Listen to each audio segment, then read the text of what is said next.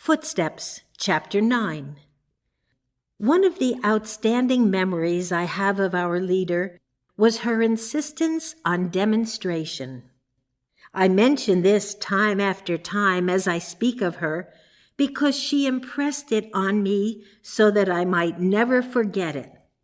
It is from this standpoint that I interpret her statement on page 12 of the preface to Science and Health, where she, as the author, writes, quote, "Until June 10th, 1907, she had never read this book throughout consecutively in order to elucidate her idealism."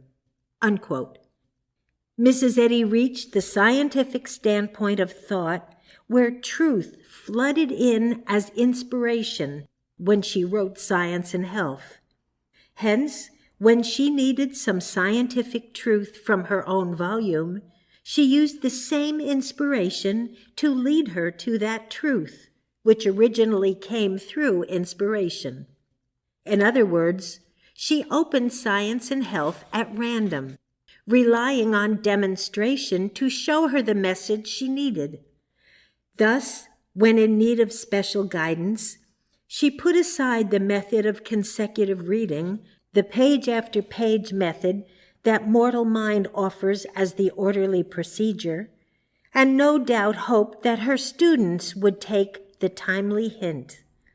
In Mr. Dickey's Memoirs of Mary Baker Eddy, on page 36, he writes, quote, "In commenting upon the passing on of her coachman, she opened Science and Health and turned to page 187, line 13, and at the same time she said to me, 'Mr. Dickey, when I turn to this book, I am like a mechanic who turns to his tools and picks up the one he wants.'"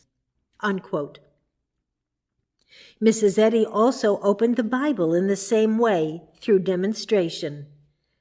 She would apparently open at random and then expound to the students on whatever verse caught her eye when she opened the book. The morning lessons were most remarkable and inspiring, and served to impress us with the wonderful guidance shown in her being led to the various portions of Scripture that just fitted into the need of the moment. After I had left Pleasant View in 1906, my wife and I were invited to return for a visit. On the morning of April 27th, 1906, Mrs. Eddy gave us the following Bible lesson. She opened at random to Luke 9:56. "For the Son of Man is not come to destroy men's lives, but to save them."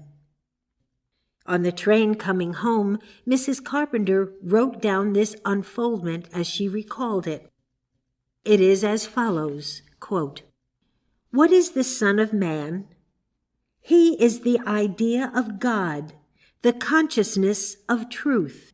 If you had children, you would make them obey. You would find some way to make them mind, and if you couldn't do it any other way, you would punish them. If you wanted to get a man out of a house, would you make it comfortable for him? No. You would make it uncomfortable. You would pull down the chimneys and take out the windows. Now we have got to get out of this house, mortal habitation. What holds us in it, pleasure or pain? The pleasures of sense hold us, not the pains of sense. I've got to get out of this old woman, and you, Mrs. Carpenter, have got to get out of this young woman. Is this mortal existence real? No. Is there any mortal man? No. It is only the Adam dream. Is it real then?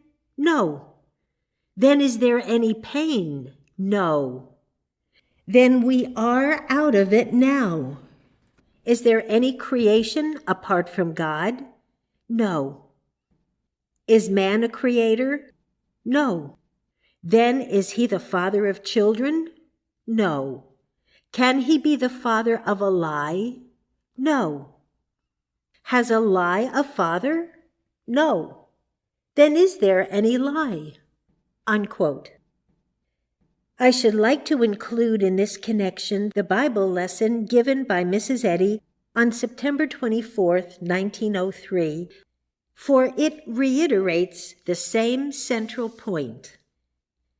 When you are on the housetop, don't go down to take anything out of the house.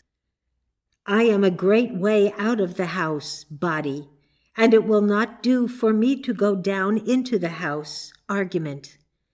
I gain more by holding to God. If you are in the house, you will have to heal others, argue, and so get out of the house. One who has suffered sickness or discord, I have always found more tractable in science than one who has always been well. Do we have to be sick to work out? Not if you can get out without. Health in matter must be given up for health in God. If one is a tenant and is satisfied, he will remain there. The owner may want him out of the tenement, and so takes out the windows, boards up the doors, and makes it so uncomfortable for him, he finally gets out. God is the owner. If one is comfortable in the material tenement, he must be made uncomfortable in order to get out. But if he gets out without being made uncomfortable, sick, etc., all right. I have never seen one who did. The Bible continually speaks of tribulation. If you are well, heal the sick and get out of the material tenement, matter, and learn health in God. Do not court sickness, but get out of material belief. I have come so far through tribulation.